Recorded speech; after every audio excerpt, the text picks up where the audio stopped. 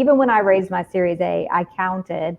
I think I had 75 warm intros, over 40 no's, 2 competing term sheets at the end, and closed my Series A round, right? I'm so excited to be here today with you. I'm Diane Bailey. I have multiple roles. I think the announcement showed that I am an advisor to Loyal VC, but really amongst all of my roles, my goal is to help founders get the information they need in order to be investor ready. I do a lot with helping founders and with their 5-minute pitches. I do free pitch reviews. I love facilitating connections and introductions, and I'm really excited to host the panel today.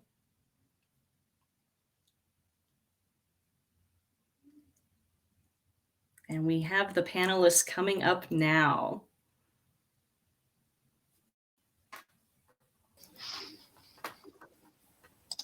Good evening, Elitza.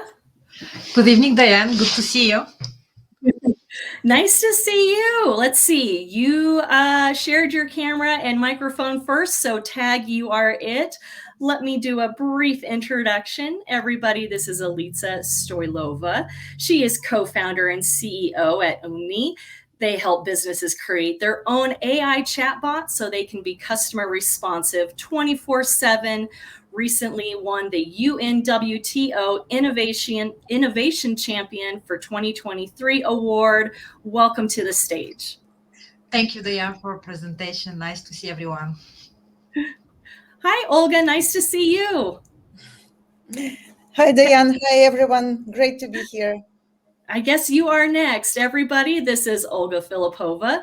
She is co-founder and CEO at Workademy, where they help companies grow through collective team members' knowledge, utilizing AI-driven learning management systems. Welcome, Olga.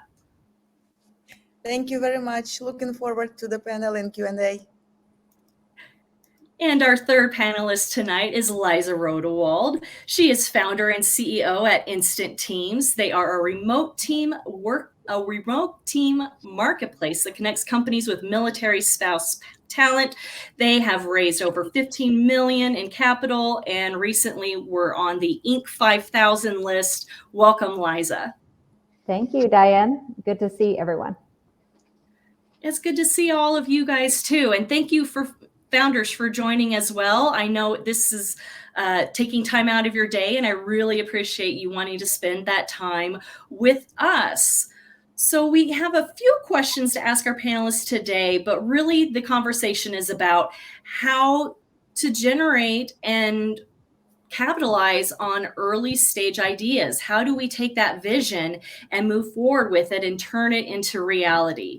So I'm going to ask our panelists a few questions about how they got started with their companies, how they initially grew their companies, what's it like to manage budgeting and personnel allocations when everybody wants money, and I hear that early stage founders don't have a lot of money.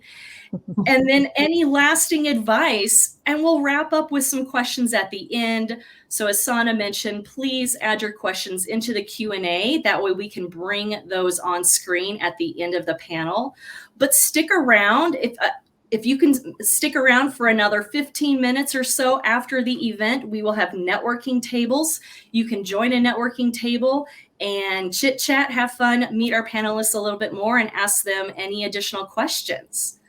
So let's dive into the panel questions.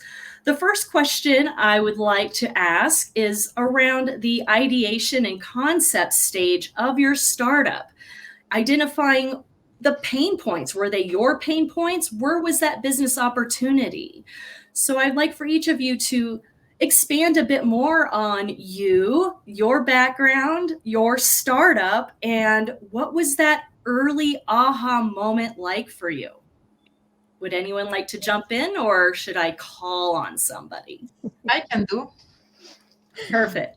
Yes, thank you, Diane, for the question. I am ex-hotelier with over 20 years of experience in hospitality. My last 5 years before Omni were general manager of a hotel. So when I moved back from Asia Pacific to Bulgaria, I had to start from scratch anywhere career-wise. I decided to try and do something on my own. I didn't have clear idea what I want to do, but I joined Founder Institute Accelerator here in Sofia, Bulgaria, and I got very important questions from the very first couple of weeks of the accelerator that made me think, what are the pains that I have experienced as a professional in hospitality that haven't been solved the best way? One of them was my personal experience, because I grew my career from line staff to GM, the waste of time. Tremendous hospitality is industry with tremendous waste of time and tremendous amount of repetitive questions and tasks. And I realized during the first couple of weeks of Founder Institute that there are many solutions, but none of them works perfectly. On the third week at Founder Institute, I had my aha AI chatbots, and that was love from first sight when I learned about the technology. And ever since, that's what I am addicted to, helping businesses to automate their communication, the routine part of the communication, which takes a lot of resources, human and other. So to leave people to have more time to be humans. Perfect. And for the first, because you ask also how we start, so the aha moment came at the Founder Institute, and at the demo day, we had our first customer. But here, I would like to emphasize the importance of networking while you're building your startup, especially for B2B businesses. I'm pretty sure that here at the audience, there are a lot of B2B founders and co-founders. Network is extremely important, and this is a lesson I would like to bring to the table. Networking is super, super important. I'm a huge advocate, and you always want to create your network before you need it. Olga, tell us a little bit more about you. Thank you so much. Thank you so much for the story, Elitza. It's super inspiring. And from my side, so my background is in software development. I'm a programmer, and my partner and my husband as well. We studied together computer science in Portugal, and we are both software engineers. Back in 2014, we helped my brother in Ukraine to launch an online education studio.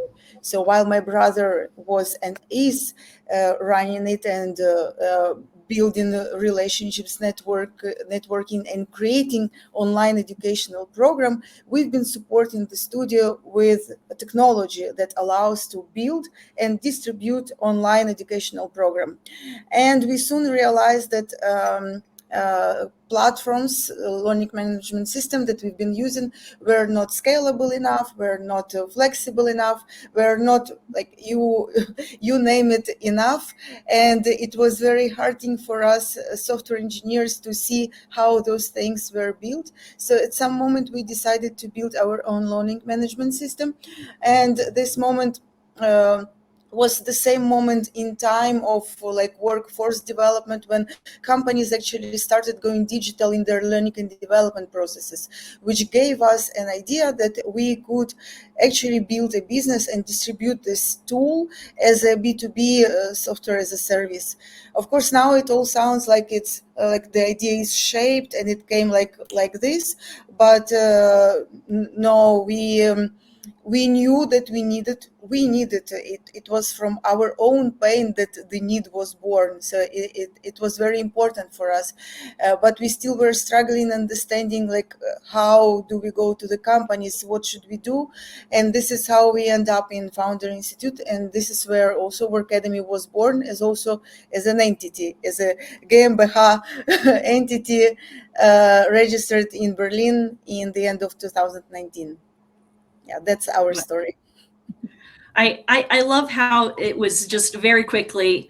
So we just decided to build our own learning management system. We just decided to do this. You know, we have all this time. So I find that that's a commonality between a lot of startup founders. You know, there was this pain point, so I just decided to do it myself. I love it. Liza, please tell us a little bit more about you. Sure. So much like Olga, I also have a background in software engineering, and I ran my own software consulting company prior to starting Instant Teams. And I had built a couple of other smaller companies too prior to that. So I'm kind of a serial entrepreneur, and I was running my own software company. And I met my husband, who was in the reserves in the military at the time. And right after we got married, he said he wanted to go back active duty into the military. And so I said, why not? I mean, my company was fully remote before remote was really kind of a thing, or widely accepted anyway. And we moved into our first military area, and I became a military spouse myself. And every single spouse would ask me the same question every time I met them, which was like, how are you working from home? How are you maintaining a career? And how can you help me? And they move every 2 to 3 years. So maintaining careers in a traditional environment is very, very difficult. And when I became a military spouse, I actually moved 6 times in 7 years. So if I was trying to climb a typical corporate ladder, it would have been virtually impossible. And so since I had built software and I had scaled my own remote teams, I knew that there was companies out there that needed easy access to great talent. And then I suddenly met an entire untapped talent pool of military spouses that didn't know how to connect to the companies, and the companies didn't know how to connect to them. And so that's how Instant Teams was born. In 2016, we started building product and figuring out, okay, where is the product market fit? We always went in with the mindset of how do we solve a business problem and give those opportunities to military spouses. And so we iterated on that a little bit until we found kind of the fit that made sense there to start to scale. And when I knew we had that fit, I knew I needed a network. So we talked about networking, which is super important. That's where Founder Institute came in, because at that point in time, I did not know a single investor. I actually didn't even know how venture capital worked. I had never done that. All my other companies were bootstrapped that I had done. And so this was going to be my first like scalable enterprise. And so I knew I needed a network of support. So that's when I joined the Founder Institute, went through that program, and thus started the journey of this crazy founder life that we're now all in. Yes, it is very crazy is a good word for it. Hopefully exciting most days, but definitely crazy.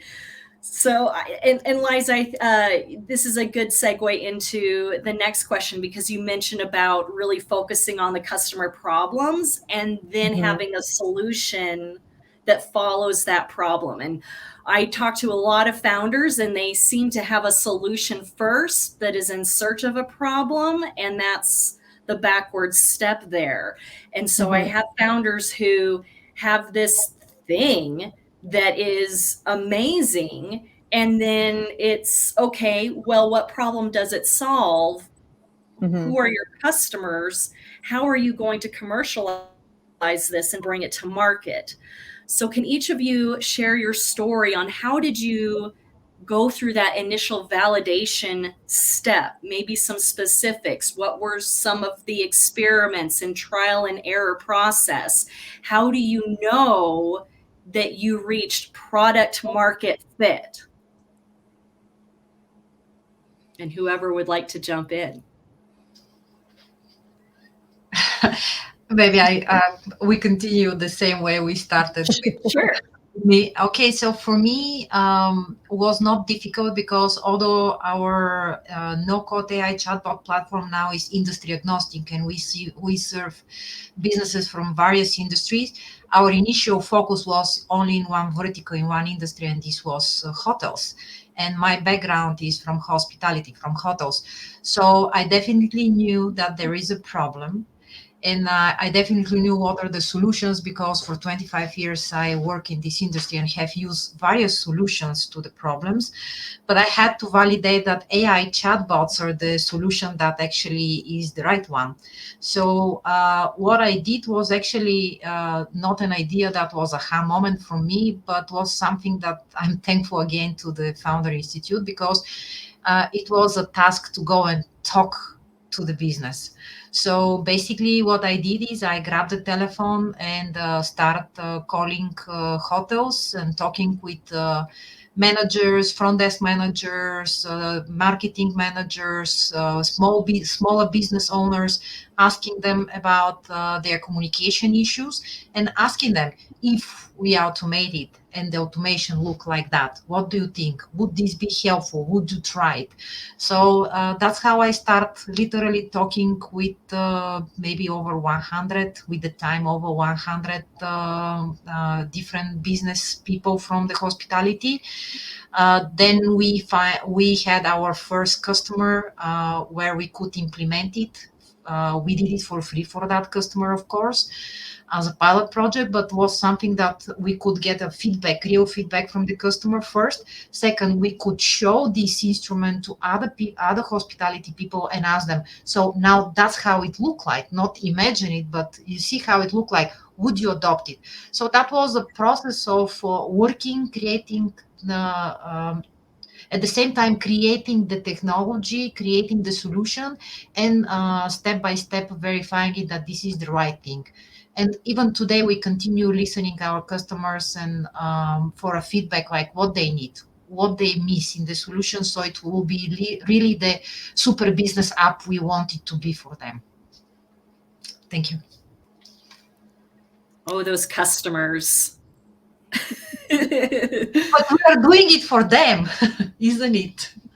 Yes, and it's amazing how difficult it can be for early stage founders to reach out to those customers, and they want someone else to do all the sales for them. But as a founder, you are the best salesperson.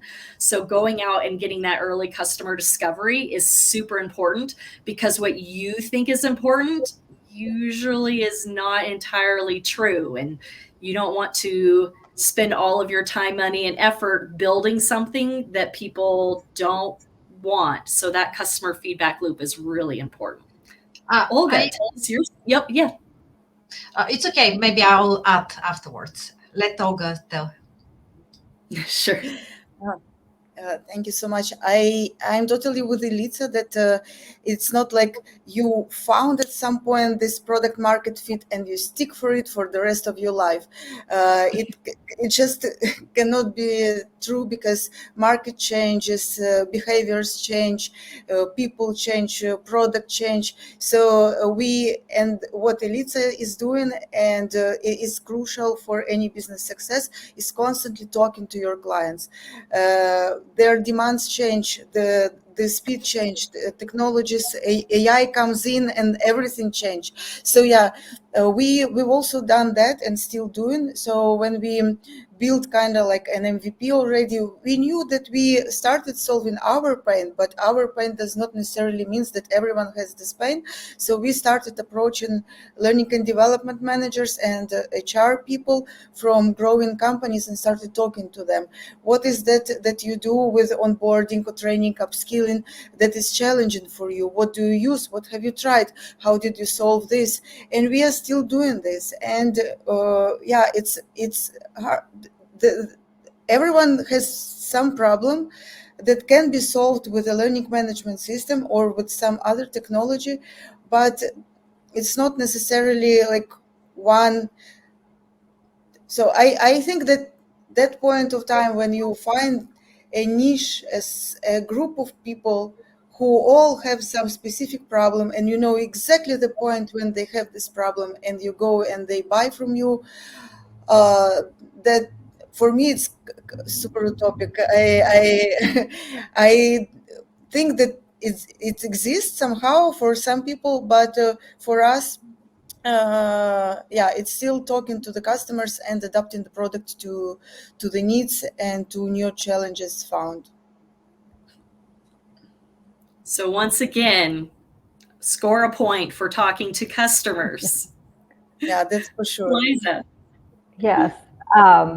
Well, we're a two-sided marketplace, so we have two sets of customers, right?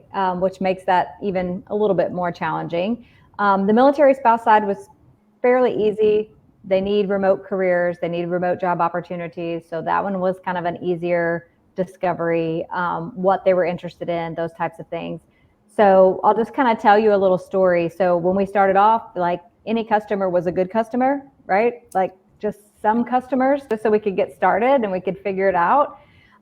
So we onboarded different people. And one of my mentors, when I was trying to figure out, okay, how do we get this to scale, like the scaling point? Like we're kind of all over the place. And we sat down and we mapped out, okay, what are the commonalities we have in the customers that we have?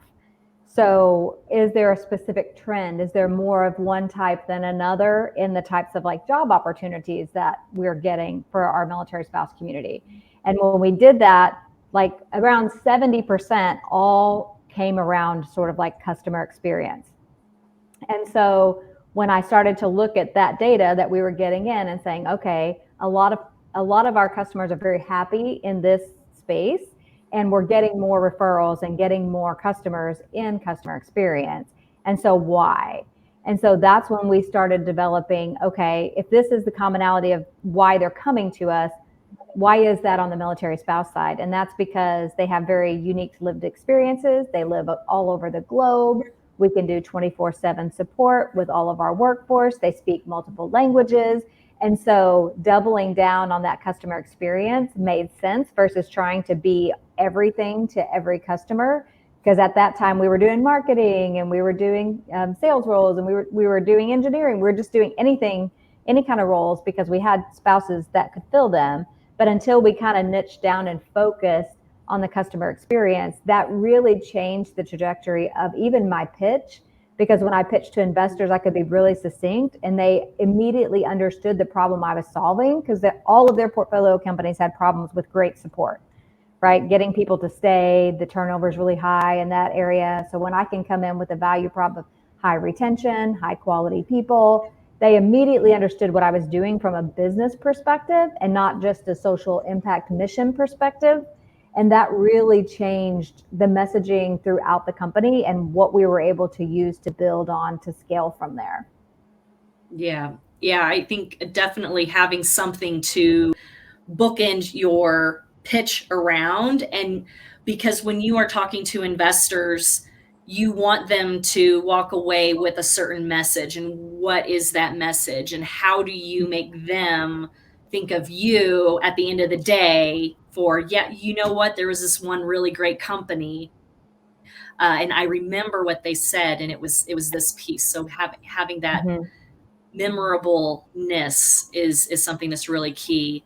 I want to, so when founders are going through those early stages of customer discovery and going through product market fit, you hear a lot of no's. So it's no from this potential customer. No, I don't want to pay for this. No, no, no, no, no, I won't fund your company. The list goes on. Could each of you quickly share how you got over the constant rejection of being an early stage founder? This is actually what I wanted to add in the previous question. Now Okay, great. Answer for my what I found at the beginning was like, oh, who else are you servicing? Am I the first customer? I hated this question because nobody wanted to be the first, second, third, fifth, 10 customer. So what I did is I started going to events as a speaker. So I start looking for events at which my potential customers would go, like managers, owners, and stuff like that, and offer myself as a speaker. And at the very first conference, I saw it because there were like 10, 15 hotels that I have approached before this conference with, let's see the solution, stuff like that, and they rejected me. Then I was in a panel with two men, like from international global companies, and I'm the local lady with the AI chatbots, and a hotelier. And I spoke from the stage on such a high level, and this turned me in 30 minutes panel into an expert in the eyes of the people in the audience. So after this conference in the lobby, the same hoteliers I have approached and they rejected me came to me and say, hey, we would like to work with you. And they were like telling to the other hoteliers, we already are working with them. So I was like, really, what changed? I was for 30 minutes in the panel on the stage. That's what changed, really. So that's where I discovered the power of being a public person and being the face of your company. And since then, it's already 6 years later. I always use the opportunity to talk to conferences, go to the TV, go to the radio, speak on the topics of small and mid-sized businesses, digitalization, using AI for the small and mid-sized businesses, talking about AI chatbots. Thanks to GPT, now I'm the expert here on that topic on AI chatbots too. And this creates you very easy exposure, free exposure, and give you the image of an expert. So people stop asking me, what are your customers? Because they start telling me, oh, we saw you on TV. Oh, we listened to you on the radio. Oh, you are that lady that spoke on that panel. So this is something I learned at the very beginning, and I never stopped using it. And it has proved to be a very successful strategy for us. Because it's a little bit difficult to convince people to be a speaker in your topic at the beginning, but then it's like a chain reaction. When you appear a couple of times, then media and conference people, they're always looking for good speaker on interesting topics, and we are innovators. We have interesting topic to talk on. So then it's really a chain reaction, and that's I would like to share. That's very almost like a growth hack, if you will, to get in front of your customers, is be that thought leadership, be that thought leader in the space. And it's amazing how people will start to come to you. Olga, how did you deal with the initial no's and rejection? It was very hard for me in the beginning. Sometimes I even cried, but then, of course, with time you learn to deal it. With time you learn that it's never personal. People just say no because they don't want. It's not the right time, and it's never like rejecting you. And now that I know to deal with no's very well, I hear them less often. And I'm totally with Elitza on the showing your expertise part. We've also started doing this like on our maybe second or year. We started doing with webinars. So we have like monthly webinars on some hot topic in the learning and development area.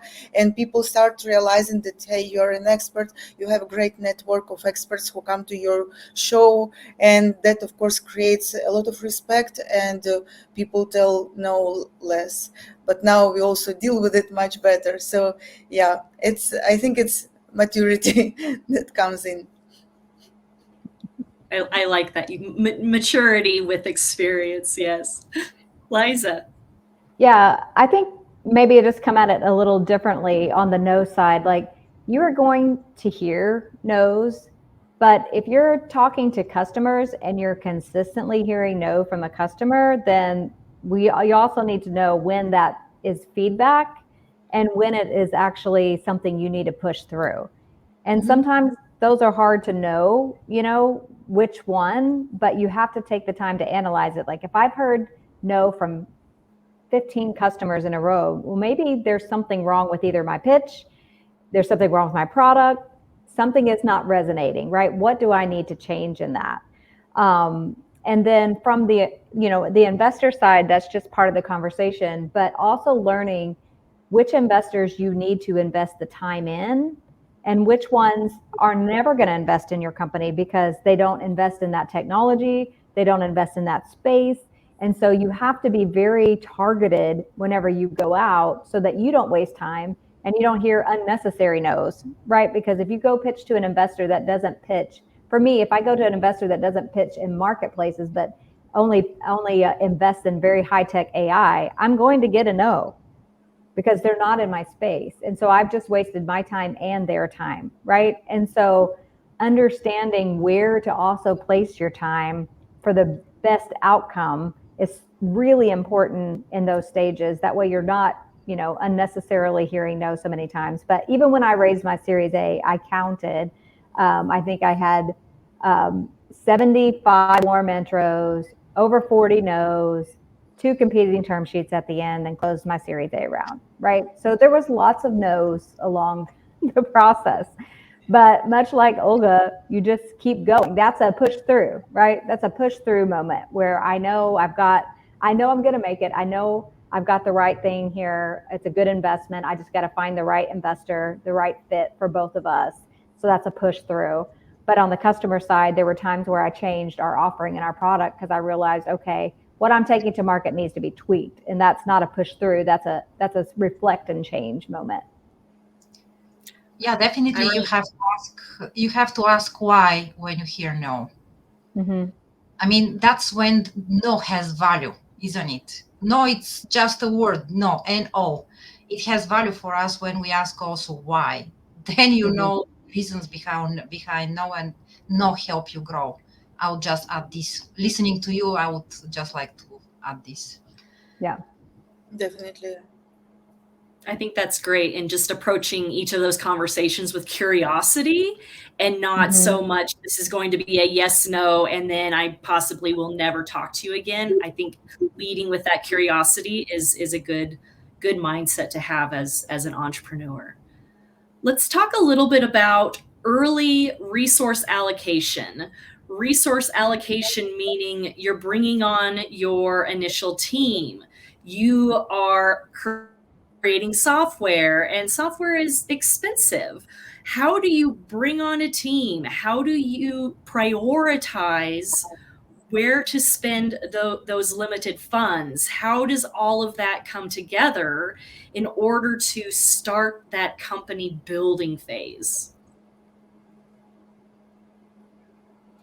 Eliza, would you like to start again? Sure. That part's difficult because you have to flex into what your strengths are. And then in my experience, we tried to hire for things that we didn't know as much about in the beginning. So for example, I'm a software engineer, so I built our original MVP and I kept working that. And we brought in somebody that was more of an expert in HR because that was kind of the gap that we had. So we didn't really have the knowledge there. So I kept building as we kind of allocated resources. You have to be scrappy and nimble and figure that out. And also figure out when it's time for you to step out of that role and into more of a leadership CEO role, right? So there was a point in time where I had to stop messing with the technology myself and hire on an engineering team and not let myself go down that rabbit hole and stay up here and do the vision and the direction and stuff of that. But when you're scrappy and you don't have any money, you just kind of do what you have to do to get to the next stage and then spend whatever money you have wisely. So like my co-founder and I, we didn't pay ourselves, but we paid our team members in the beginning, right? So we paid anybody that came on. You also have to be a really great salesperson of your own company to convince people to come onto your team, right? Because you gotta sell the vision, you gotta sell where you're going for them to want to be involved because you're not paying them top dollar. You know that, right? So you have to be really good at communicating your own vision so that you can get others just as excited about what you're building so they're willing to come on to your team and help, because those early days, it's a heavy lift on everyone that gets involved. Agreed. Elitza? Okay, for us, it was a decision that we made with our co-founder. And when I started, I didn't have a co-founder and I don't have a technical background like Liza and Olga. So building a platform, I totally needed a technical co-founder. So first what I did, again, look into my network and look for people I knew. And we start like a part-time people helping me, volunteers. So we didn't start with hiring people at the beginning. And for a very long time, we were a very small team of 2 co-founders and a lot of volunteers who did a lot of tasks for us because of the network effect and people believed in our idea. But at the very beginning, we also sit with our co-founder and make a few decisions, very important, like what are those routine tasks that we can automate, what we can live without. and where we need humans. So from the very first day, we decided we'll be a digital company, no offices, completely remote work, and we're talking about 2017. Which at the beginning was like, you don't have office? Oh, you're not a legitimate company. Thanks God to COVID, finally, that now we are a legitimate company not having an office. But that was the first. Then second, we start looking into what are the routine tasks we do that we can automate. So our path is like a lot of automation for everything that is routine, and having key people where really a human power is needed. Emotion, feelings, special know-how, vision. That's where humans are needed. That's how at the beginning we decide to walk it. So even today we instead of because again we continue to be a company that we're bootstrapping mostly. So we work a lot with outsourcing using our network. So, and as Liza said, no salaries the first years at all. We paid our friends, we paid commissions, we find ways to pay to people that help us, but we didn't pay ourselves salary. So that was how we use the limited resources we had. Yep. Olga, what are your thoughts? I maybe share my mistakes because they might be helpful. So I think my mistake is that we hired some people. And then I feel that something is wrong. We hired a salesperson and this person doesn't sell. We hired a marketing person and this person doesn't do marketing. And I feel that something is off, but then I give people chances, and you just don't have time and resources to keep giving people chances. Unfortunately, within this scene, you have to hire slow but fire fast. And that's something that I realized with myself, with my own mistakes. That's what I want to say. Yes. Some of these lessons you have to learn a few times. Yeah, that's correct. For me, it was more than one, unfortunately. Yeah. Yes. We do have a lot of really great questions in the chat. So I think I want to ask one final question to our panelists so that we can get into the questions a little ahead of time.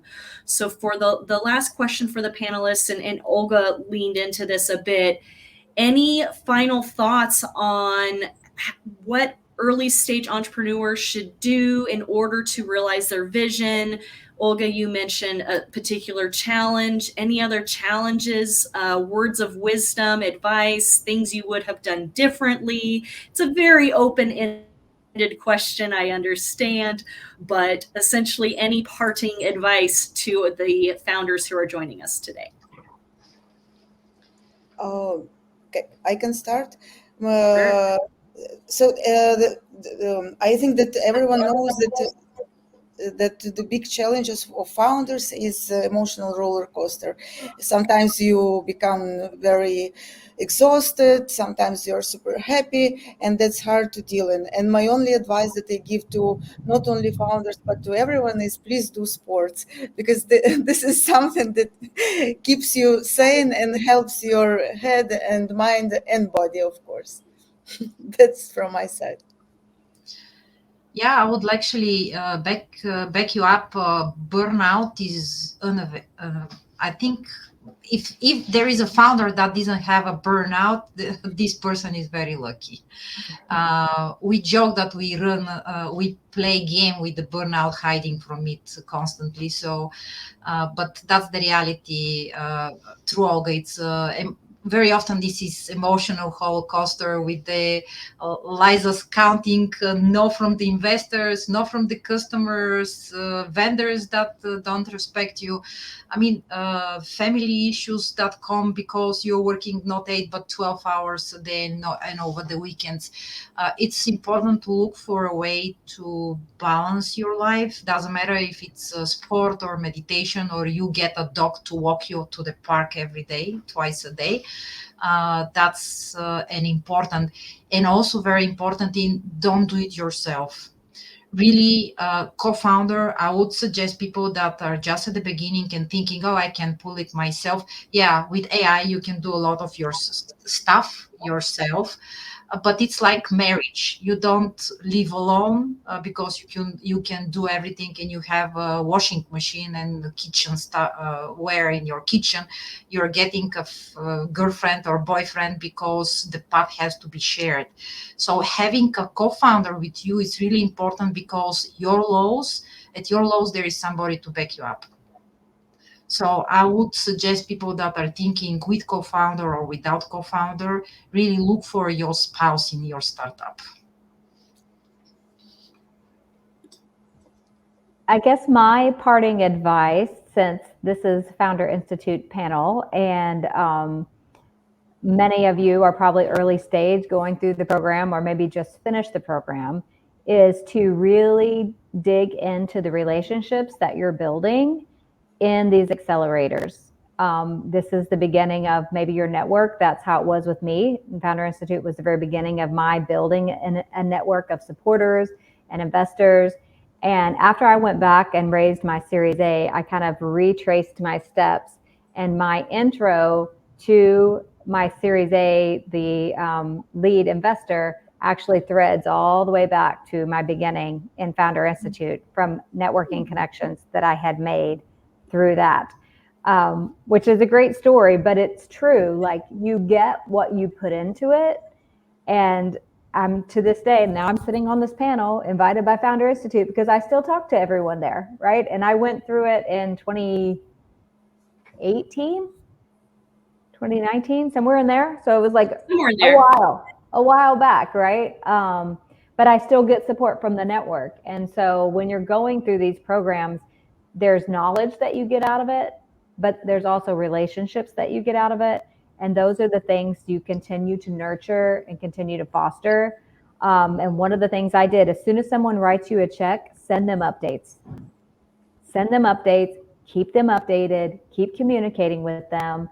I traced that back to my ability to raise money later, because I had all of my investors knew me, knew my updates, knew what I was doing, knew that I had achieved the goals I set out to achieve. And when I went to say, hey guys, I need help getting to the next level, they all went to bat for me. And I know that's because I kept communicating with them. And a lot of them would tell me, you don't know how many founders do not send updates, do not keep us updated. And I just assumed that was part of the deal. Like, I'm supposed to do that, right? So I didn't even think about it not doing it. But it really does set you apart, and it really will help you get to the next stages, because you'll have a relationship with them. Yeah. When you're doing your accounting, you're doing your monthly reporting to everybody who supports you. That has to be a routine. And I think also, Liza, maybe even people that didn't write the check, they have to hear occasionally from you, because they may write the next check. That's right. That's great. I love all of that. Let's jump into some questions from the audience. And remember, founders, stick around past the top of the hour for the networking session. Give our panelists a chance to sit at their tables and then jump in, and then you can ask additional questions directly. Our first question, I really like this question. I haven't seen it in a panel before. What are the most important skills to become a CEO? What are the most important skills to become a CEO? And whomever would like to answer, jump in. I knew it was a good one. It's we are becoming CEOs of our companies not because we want. and we desire it. I mean, somebody has to do the job, isn't it? If you're alone or you're two co-founders or three co-founders, somebody has to get the job. So you have to learn to be the CEO. Sometimes the skills are learned, you're not born with them. But I would think that ideally for the CEO would be to be an outgoing person that loves talking with people, can forgive people, have a thick skin for the no, and it's an optimist. That's in one sentence. Yeah, I would say resiliency, right? You have to be extremely resilient as the CEO, and you have to be a really good communicator and know what to communicate, when, and to who, right? Because your messages have to be changed for different audiences, and you have to understand. And then you also have to be very self-reflective and understand when you're operating in your own superpower and when you need someone else to come alongside you and do something, when to let something go and when to hold on to something. And to do that, you have to be self-reflective and to step back and say, okay, what am I doing? Am I in the way or am I pushing things forward? Do I need someone in this skilled over here, or do I need to kind of upskill myself in this area? Like every phase of your journey, your CEO job changes. It's different than it was in the early stages. We have 500 employees now at Instant Teams. And so my job as a CEO now is much different than it was when we had 20 employees at Instant Teams, right? And so I've had to learn too when to insert myself and when not to insert myself. So again, self-reflective, when I'm helping and when I'm getting in the way. Like all of you have to just constantly be analyzing yourself, your company, and be willing to make those changes and it not be about an ego thing, but just about whatever is best for the company in the moment. I can only agree with everything that has been said by Liza and Elitza. Like, there's nothing to add. Yeah. Perfect. We mentioned how important having that co-founder is, and we do have a question about co-founders. How important is it for co-founders to be located in the same place? I'll go first. My co-founder and I have never been located in the same place since we've built the company. So, and we've been able to be successful. So would it be preferred? Yes. But as military spouses, we're both military spouses, and we've never been in the same place while we've built the company. For me, I like it that we are at the same place. We are not same place, but the same city, because this would allow us to have these human moments when we gather together, we brainstorm. We're a virtual company, but human touch is important to keep. And so even today, we keep it for the team. We do go to the mountains for a week all together. So these kind of fun brainstorming sessions are good to have. These are important for overall innovation in the company. If you are remote, find a way to do it. Yeah. So I guess we are coming all the way from super different places to live in the same city, and to me we live together, sleep together, eat together. And yeah, this only shows that if you are committed to your idea and are willing to develop it, it doesn't really matter, it works. That's great. Yeah, that's fun that we all had different experience. Yes, that is very interesting. Our next question is, how do you find mentors and investors? How do you go about that initiation? How do you initiate that first point of contact to find a mentor or an investor? Accelerators. I mean, for us, and we're here gathered by Founder Institute. For me, if it was not Founder Institute, I would not get my idea. I would not get my mentors. I would not switch and pivot. I pivoted in the Founder Institute a couple of times during the 4 months to get to my idea. I was kicking the ass by the mentors and advisors to go through the program, so I have a business at the end. And these mentors and advisors were the one that gave me the know-how to continue. And I keep in touch 6 years later, still with them. The way Liza said, that's extremely important. And these are the people that created my initial network. These were the people that connect me with other people. And these are the people that even today I look for advice when I don't know something. I know somebody else knowing it. I don't need to discover the wheel. I know somebody who has the information. So for startup, for newbies in startup world, I would suggest to find the accelerator. It will really be a shortcut through a lot of things. Mm-hmm. And founders, just so you know, none of our panelists were paid to mention to go through an accelerator as part of this. It just must have been a really great experience, huh? It is. Yes, that's why we're willing to come back and give back, right? Because we all believe in the power of it, for sure.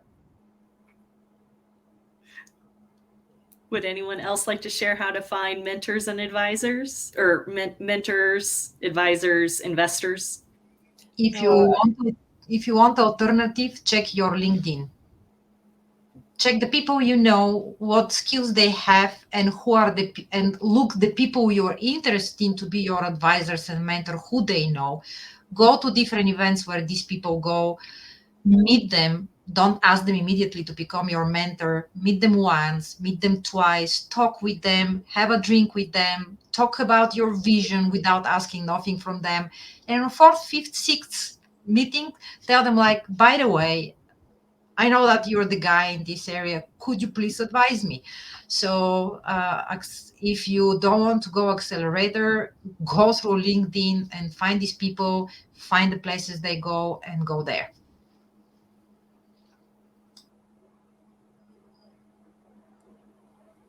All righty. Let's move on. This question was initially intended for Elitza. It talks, the question revolves around you mentioning cold calling as part of your customer discovery phase. And the question is around what was your success rate in cold calling? There were some additional questions on how do you find these cold calling lists? And then also, cold calling doesn't seem to be a tactic that's working anymore. How can founders do a similar tactic now, or is cold calling still something that's viable? For me, cold calling was pivotal, because when I started doing the cold calling, that list of just got into the first online list of hotels in Bulgaria, and start finding hotels that are in my target group, that I thought is my target group, and went to their websites, got the phone. I mean, that's how the initial research was done. Remember, 6 years ago, there was no ChatGPT that time. So for me, cold calling was pivotal, because when I pick up the phone, I was validating different idea. But after the 30th call, I find out that everybody said to me, you know what, this we will find a way to solve, but we have problem with communication with customers. And after doing these 100 calls, I was like, gosh, I have a wrong idea what I have to do. And that's the moment I pivot to what I do today. So for me, that was extremely important, because if you ask people who you already know, they will tell you what they think you want to hear to please you. And this is extremely important, to talk to people that don't know you, don't know anything about your idea, and just ask them, what's your problem? And if the solution is like that, what do you think about? For me, there is a place. Cold calling, and when you go to speak somewhere right now it's cold calling, guys. Would you get a chatbot with artificial intelligence? I mean, when you speak to events, where you go to networking, it's still cold calling. You're meeting people, you're talking with them, you are telling them what you do, and you watch their reaction. And it's how to say, it's a organic reaction. It's not like your mom reaction, your friend's reaction, people. So I think cold calling is extremely important still today. Any other thoughts? I can only agree. We've also been doing cold calling, actually cold messaging on LinkedIn, and then trying to get those people on a call. And it was extremely important for us to understand the spectrum of our customers, what they think, what they struggle with. So even if so there was a question about conversion rate. Conversion rates, if you ask me about LinkedIn cold approach, are extremely low, but they work for a long run, because this network keeps around you, they stays around you, they see your content, they see what you post, and with time they start trusting you and trusting your expertise. So it's a good long running strategy, and also it's a good strategy to understand really your customers. I just want to say that when I said cold calling and I pick up the phone, I didn't tell people, hey, I have a chatbot and I want to sell it to you. What do you think? I told people that I'm making a research on the topic. So there was no obligation there. People didn't feel any sales push in the conversation and were more free to talk and express their opinions. So it's also important how you do the cold calling. Yeah. What is the form you're using? That is a trick, is pretend that you are a university student.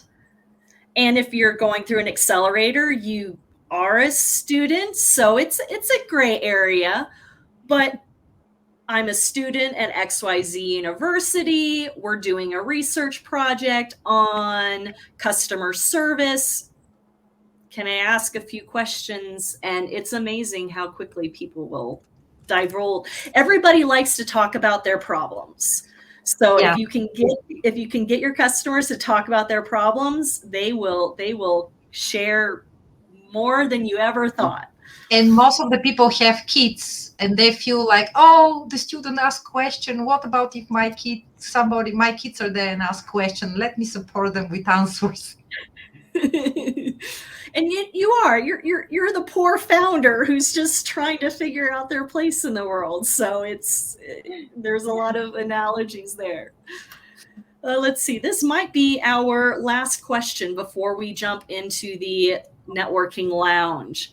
There is a question on here about how do I tackle the fear of having my idea stolen by investors? I hear this a lot, by investors, by co-founders. How can't I have everybody sign an NDA and then we're fine? So can you share your experience around getting over that fear, and is it even a fear to begin with?